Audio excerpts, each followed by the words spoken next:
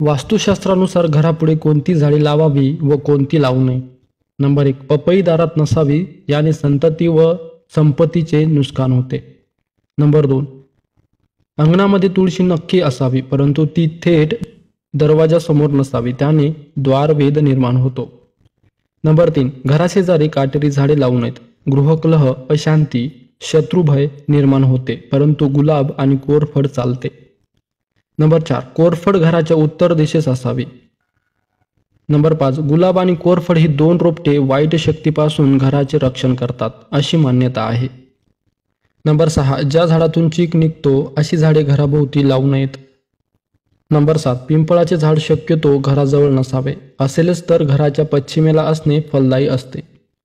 Number 8. पिंपळ घराच्या पश्चिम दिशेला असेल तर सर्व प्रकारच्या वाईट वृत्तीपासून घराचे रक्षण होते. नंबर 9. ज्यांना मूलबाळ होत नाही त्याने पिंपळाच्या झाडाला प्रदक्षिणा घालाव्यात. नंबर 10. वास्तुशास्त्रामध्ये शमीचे रोपटे अत्यंत शुभ मानले जाते. शमीच्या रोपट्याची पूजा केल्याने आयुष्य, आरोग्य व ऐश्वर्य वाढते, मनातील इच्छा लवकर पूर्ण होतात. नंबर 11. घराच्या आग्नेय दिशेस लाल फुले येणारी झाडे लावू नये, त्याने अनेक त्रास वाढतात. घराभोवती काटेरी कुंपण असू नये. नंबर 13.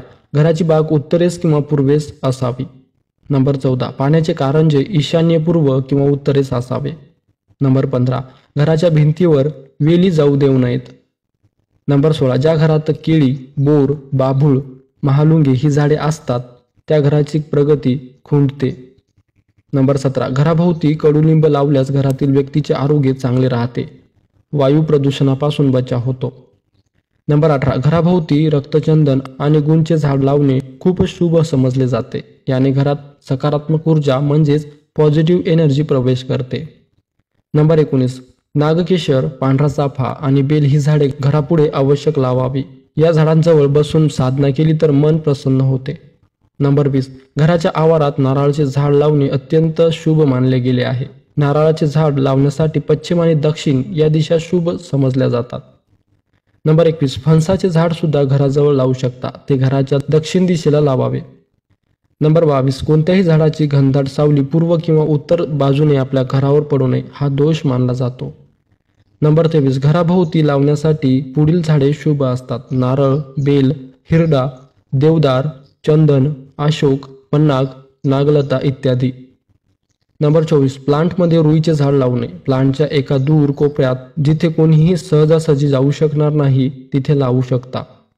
नंबर 25. अविवाहित तरुण मनुष्याचा मृत्यू झाल्यास त्याचे रुईच्या झाडाबरोबर लग्न लावतात, याला अर्कविवाह असे म्हणतात. त्यानंतरच तरुणांचा दहन संस्कार होतो, त्यामुळे हिंदू धर्मशास्त्रात रुईचे झाड वास्तुशेजारी असणे हा दोष मानला गेला आहे. नंबर 26. अशोक वृक्ष घराच्या उत्तरेला असल्यास मालकाचे आरोग्य व पैशा पाण्याची स्थिती चांगली राहते, दुःख त्रास होत नाहीत.